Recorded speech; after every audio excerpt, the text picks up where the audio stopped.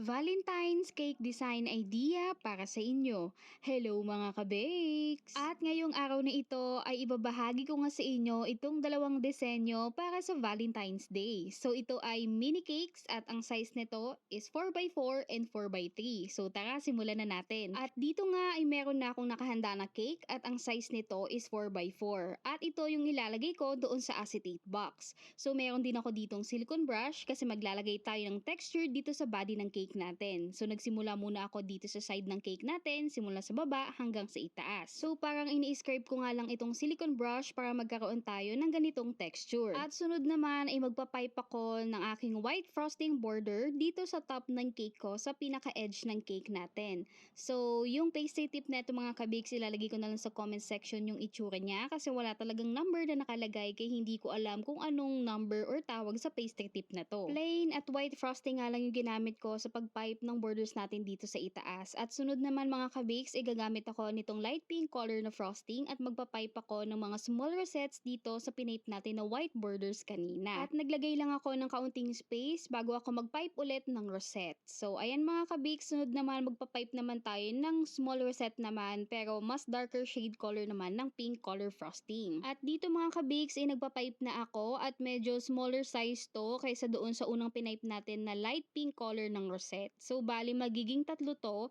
So isang light pink at dalawang small na dark shade color ng pink frosting natin na rosette. At sunod mga kabakes ay magpapipe naman ako ng maliliit na dahon. So nag-DIY lang ako ng pastry tip dito gamit ang pastry bag. Kinat ko lang ng maliit na pa-triangle dun sa pinakadulo ng pastry bag ko at kapag nilagyan mo ng frosting at pag pinipe, ganito yung magiging outcome niya. Magkakaroon ka ng maliliit na dahon. Kung maliit nga yung pagkat mo doon sa dulo ng pastry bag, ay maliit din yung magiging outcome kapag pinipe mo na yung inyong frosting. Magkakaroon ka ng maliliit na dahon. Pero kung malaki yung pagkat mo, ay malaki din yung magiging outcome niya. Kaya mas maganda, mas smaller yung cut mo, much better. Kasi magiging ganito yung outcome niya at bagay na bagay lang talaga siya doon sa pinipe natin dito na rosette. So yan nga mga kabik sa naging outcome niya. And proceed naman muna tayo sa isang cake design pero hindi pa tapos ito. O diba, hindi pa to tapos pero kahit ito pa lang, ang ganda na niya. Sunod mga kabiks, meron akong naka-ready na cake dito. Mini cake pa rin tayo at ang size nito is 4x3.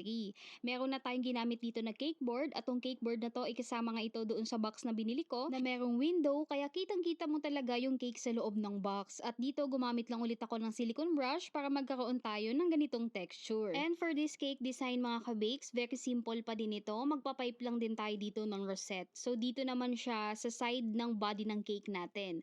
So kinakalat ko lang yung pagpipe ng ating light pink frosting na rosette dito sa body or sa side ng cake natin. And then sunod naman is mas darker shade color naman ng pink frosting natin. Same lang din na color doon sa unang design na ginawa natin pero sa top naman yung mga rosettes nun. Ito naman dito sa side ng body ng cake natin. So bali dalawang rosette lang yung pinipe ko dito, isang light color at isang darker shade color ng pink. At dito maglalagay din tayo at magpapipe ako ng dahon. So tinry ko yung ganito, yung magkakasama yung dahon kasi hindi ko nagustuhan yung outcome. Kaya ang ginawa ko, ipinagkahiwalay ko na lang yung pagpipe ng dahon. So dalawa lang at mas naging better at naging mas maganda patignan. At pagkatapos ko nga magpipe ng mga dahon dito, ay maglalagay naman ako at magi-sprinkle nitong color pink na mixed colors, nitong non-pareil na confetti sprinkles. So nag-sprinkle ako dito sa baba ng cake and then dito sa top ng cake natin is magi-sprinkles din ako niyan. At sunod mga kabakes ay maglalagay naman ako nitong gold acrylic topper natin na merong nakalagay na Happy Valentine's Day. So bali magkaiba din yung disenyo ng ating acrylic gold topper.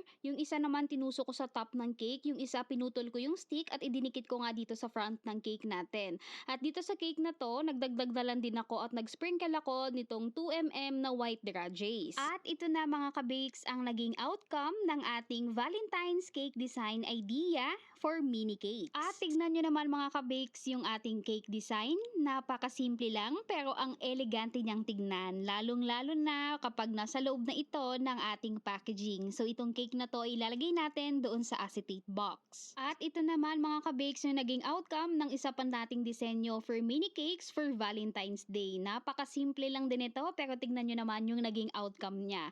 Talagang simple is beautiful. At itong cake naman na to ay ilalagay natin yung nasa box sa likod, yung white box natin na merong holder sa taas at merong window sa front kaya talagang kitang-kita mo yung disenyo doon sa loob ng box. At ito naman mga kabakes ang magiging outcome kapag nasa loob na ng ating packaging yung ating mga mini cakes. So itong isa na mini cakes natin for Valentine's Day ay nakalagay dito sa acetate box. At doon naman sa bandang holder ay naglagay na lang din ako ng ribbon doon. At tignan nyo naman mga kabiks ang naging outcome. Grabe, super syala, diba? Ang ganda-ganda talaga nito. At ito naman yung isang cake natin na mini cake for Valentine's Day. So hindi na natin maitutusok yung acrylic topper. So yung customer na yung magtutusok niyan kasi hindi na talaga kasya.